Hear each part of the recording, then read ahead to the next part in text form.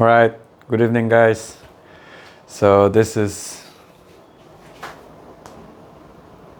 9:11 p.m., 7th of February, Wednesday, 2024, and I'm back. So,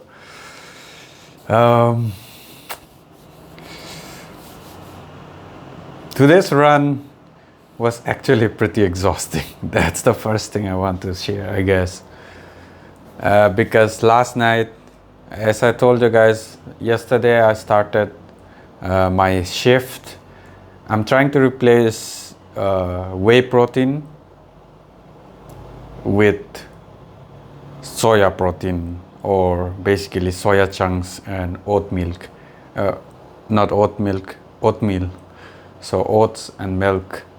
A very simple combination, just oat milk, and I throw in coffee because I like the taste.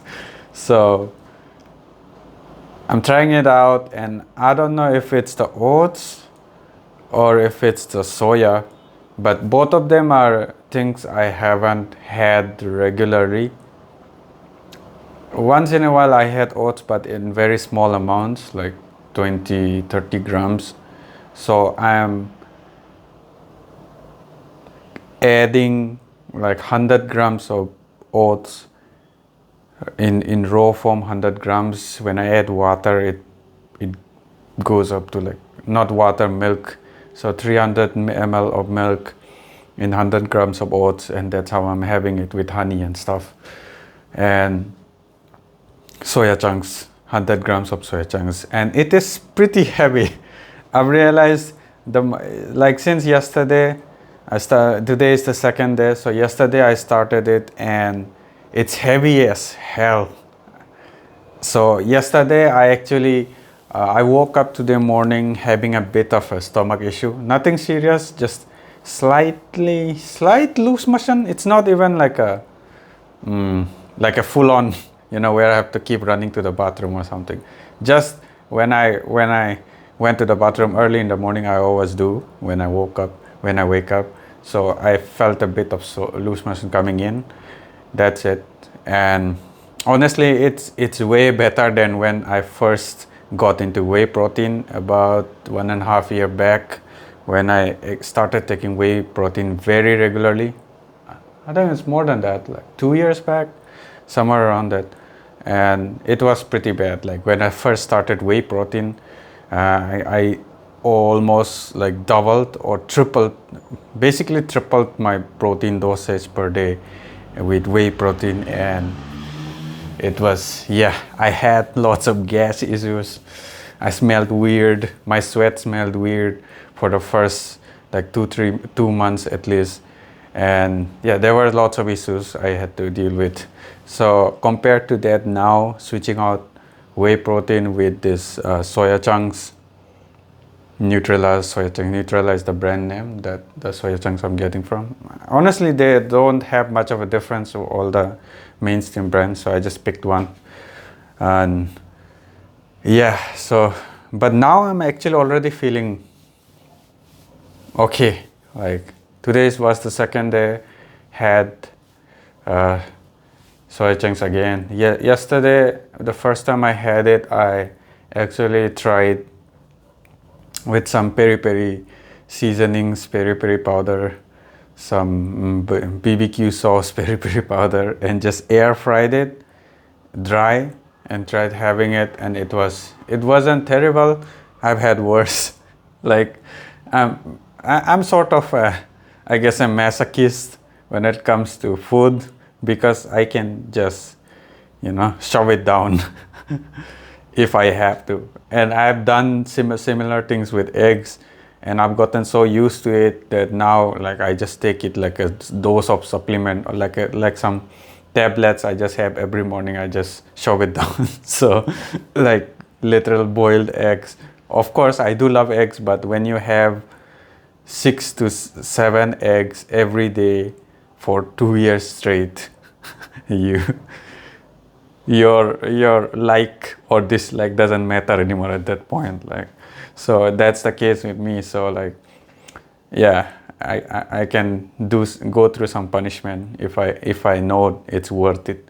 With eggs, I know it's worth it because it's the best source of protein, and it's very cheap as well, and it's very available, and I can trust it that it's not some crazy shit manufactured in some factory I don't know, and I'm eating some crazy shit. So eggs, like, I trust them 100%, and they are easy to have, accessible as well, and not much preparation, just boil it. That's how half boil, that's how I like it. Honestly, if I would prefer to have complete eggs, like all my protein from eggs, but I don't want to push it too far either, because to begin with, there are lots of controversies with eggs, like the cholesterol and all that stuff, which I think is bullshit, and I've realized it is bullshit with the whole my consumptions in the past 2 years, and I've seen and read through many studies that says it's bullshit. So it is bullshit. But on the same side, I do know that when you have too much of one food, it could create some imbalances, especially with relating to your, what was the word? Probiotic. What was the word? Oh, I can't think of the word. Your stomach biome. Was that the word? Somewhere around that, basically. You guys get it. So that's why adding variety is good. So with eggs being a consistent, I did want to switch things up around a bit as well, and that's what I've been doing with the whey protein. And so I tried meat as well for a month, beef, and then chicken as well, like switching out whey protein. Because the reason I keep switching out my whey protein and keep coming back to it's because, first thing, I want my protein, especially protein, since it's so essential, and with how like my goals are with my fitness and everything, it's very essential to me. But on the other hand, I do not want to waste time cooking and stuff like that. So I want to cut my cooking time as much as possible. Plus, I suck at it, and I'm not interested at all in cooking and stuff. I've always done survival cooking in my college days, and it's not much different now, even with my access to a decent kitchen and everything. But so I want to reduce my cooking time, the time I spend in the kitchen, as much as possible, and make it as convenient as possible. That is the reason. That is the only freaking reason why I first went to whey protein, and I keep going back to whey protein after trying something else to try to switch it out. And the reason I don't want to stick with whey protein is, the biggest reason is, it's just I can't trust whey protein here in India. And because there's no proper food control check, there's no FDA here, and from everything I've looked up, or at least online, I'm not exactly like a professional. Obviously, I'm far from a professional. I'm no doctor either, so I don't know the specifics. But at least from everything I've heard on the internet and my research, the food regulation is pretty shitty here in India, and even just the reviews I read on this Amazon and all these other websites, is the protein powder is very sketchy here in India. It is sketchy to begin with everywhere in the world, but it's a lot more sketchy here in India. So and I don't buy all the BS with protein powders being an essential. It's not. We all know that it's not. It's just more convenient, so most people go for it. So in my case as well, that's the main reason I don't want to stick to protein powder, because I know there's a huge industry behind it that's pushing for it. And with the food regulation scenario here in India, I don't trust it for jack shit. And the other reason is also, it's pretty expensive. Like I every time I look at my budget, the amount I go to protein, I'm like, I could switch this out and put this somewhere else. I could invest it or actually use that money to buy healthier food and stuff like that, rather than spending it on something I don't even trust, and I'm forced to get it because of convenience. So 2 reasons. The biggest reason is my doubt with this industry, and 2 is the budget. So tried meat, which is okay as well, but meat as well, like with how lazy I am with preparing and cooking and stuff, like even simple, dishes and recipes I looked up online and stuff, like yeah, I can't handle even the most basic one, like the very basic one where you just boil it and throw some spices in there, which is like garlic and onion or tomato or black pepper or salt. Like anything more than that is like a complete like space science to me. So like even the meat, so obviously the meat stuff didn't work out well with me.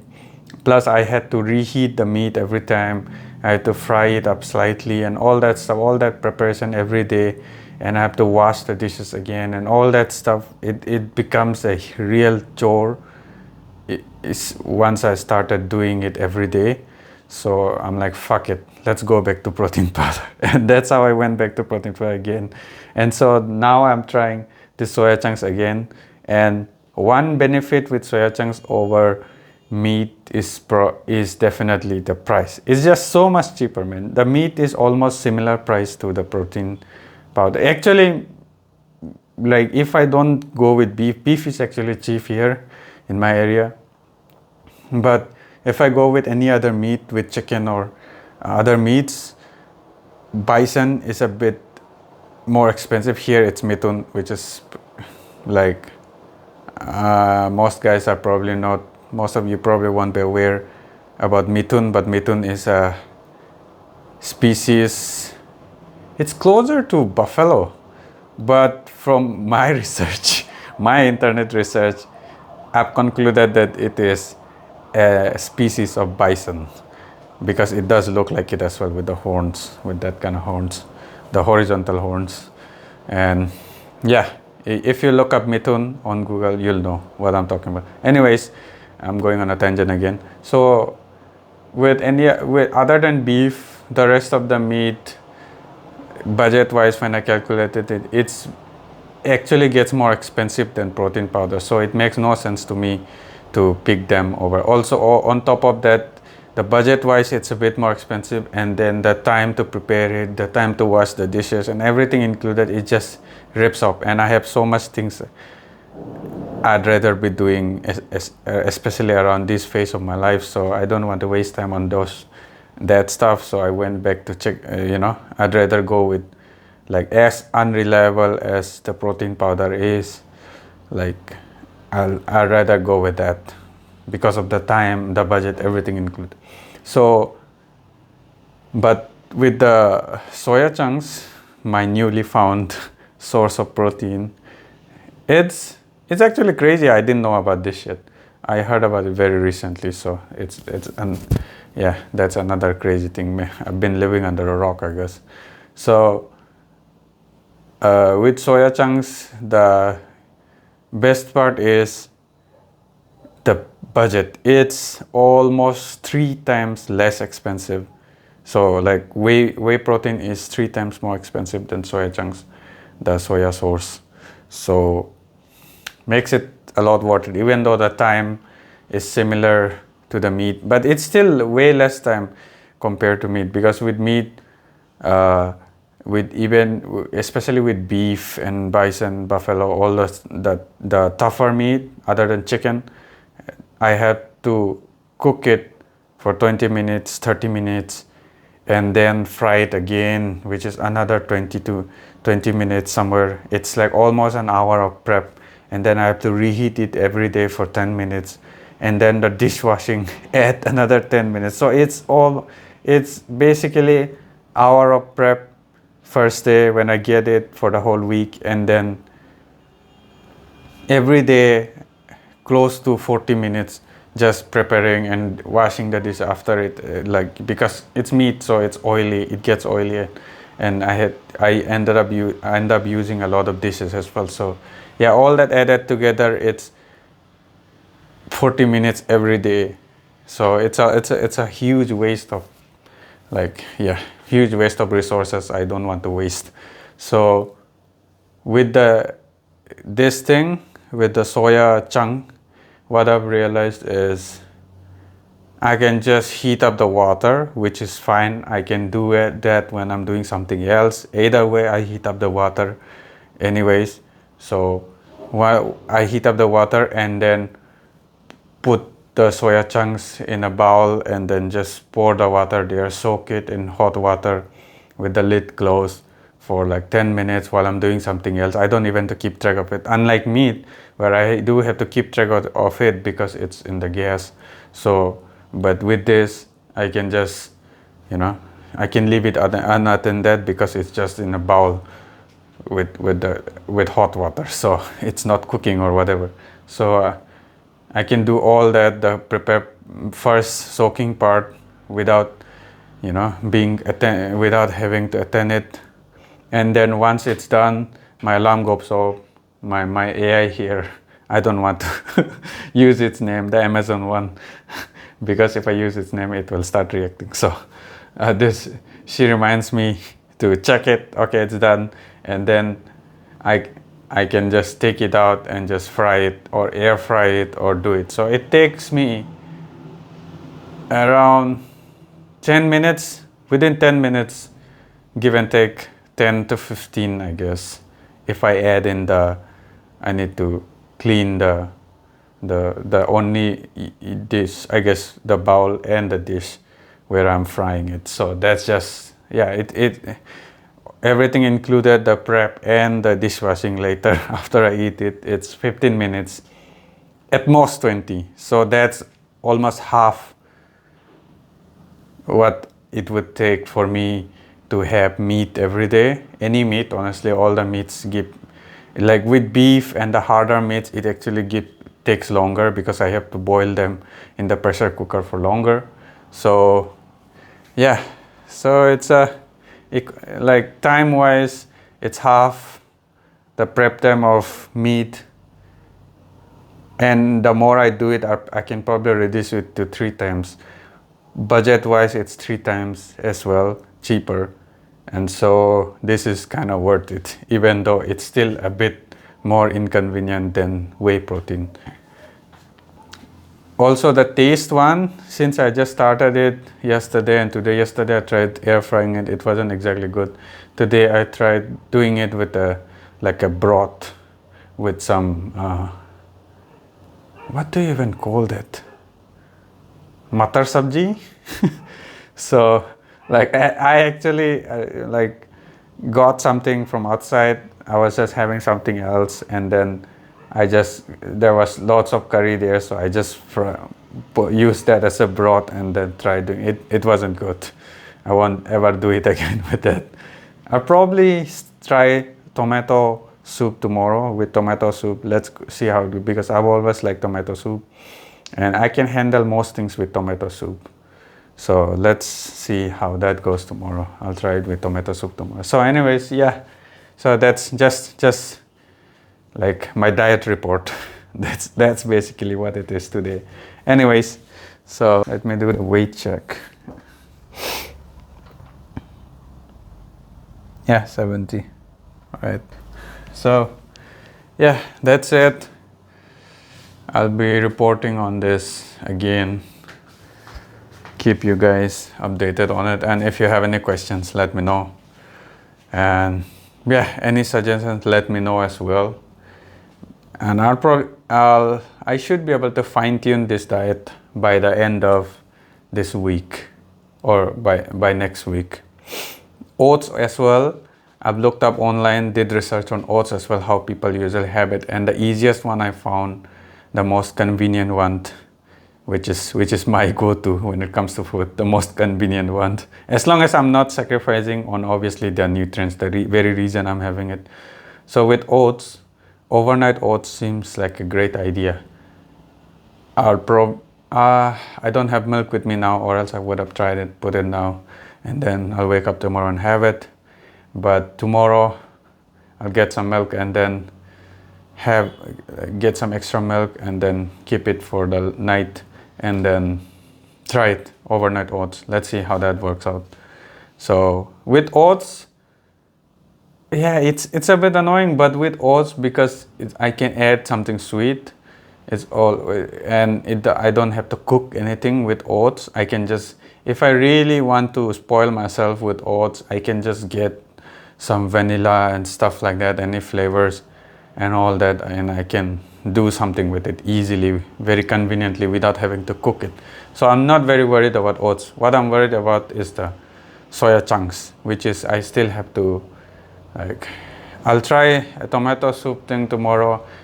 If it doesn't taste good, and if it's a lot of work to make it and it's not worth the taste, what I'll do is I'll just get some stuff online and then just basically buy some, like those packet soups. You get like small packets, and I'll get those, bunch of those, and then every day I'll just add some and then just soak the chunks in that broth, and then just go with that. So I'll try frying it actually tomorrow.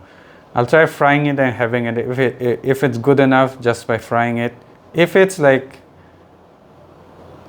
as long as I can swallow it, like as in like swallow it without feeling like shit, I'm good. Like as long as it's decently edible. I don't even need it to be tasty. As long as it's decently, palatable, however I put it. Basically on my taste scale of 10, if it hits even 5, even 5, if it hits 6 would be amazing. Even if it hits 5, I'm good. I can have that for the rest of my life. Like, because it's protein, so, and it's cheap, it's convenient. So yeah, I'll try it. I'll try frying it tomorrow and see how that goes. Fry it. I'll try it tomorrow in ghee, which is like it's one more step away after butter, to put it simply. It's very popular here in India. So ghee. If it doesn't work well with ghee, I'll try with olive oil. But olive oil, I actually don't like the taste at all. So ghee would be my preferred, or butter. So I'll try tomorrow with ghee. If I don't like it, I'll try day after tomorrow in butter. And if it doesn't work with both of them, I'll try adding some in some other broth. I'll try doing that. Let's see how that goes. Anyways, so that's it. Good night. I'll see you guys tomorrow. Right.